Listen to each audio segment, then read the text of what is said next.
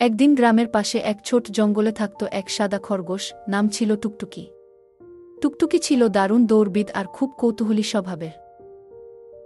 এক বিকেলে টুকটুকি বের হয়েছিল ঘাস খেতে। খেলতে খেলতে সে চলে গিয়েছিল জঙ্গলের গভীরে। হঠাৎ একটা জাল পড়ে গেল ওর গায়ে। এটা ছিল শিকারির ফাঁদ। টুকটুকি চিৎকার করে বলল, বাঁচাও, কেউ আছো?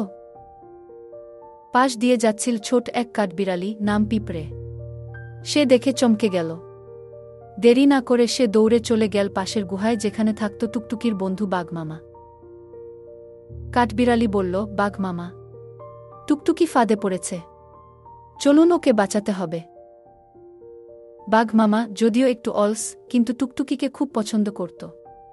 সে সাথে সাথে উঠে পড়ল। তারা সবাই মিলে ছুটে এল জায়গাটায়। বাঘমামা তার শক্তিশালী থাবা দিয়ে জাল ছিঁড়ে ফেল। টুকটুকি মুক্ত হয়ে গেল। টুকটুকি বলল, তোমরা না থাকলে আমি কি যে করতাম। তোমাদের অনেক ধন্যবাদ। সেই দিন থেকেই টুকটুকি আরও সতর্ক হল এবং জঙ্গলের সব প্রাণীর মধ্যে বন্ধুত্ব আরও গভীর হল। নীতিকথা: বন্ধুত্ব ও সহানুভূতির শক্তি দিয়ে আমরা যে কোনো বিপদ কাটিয়ে উঠতে পারি।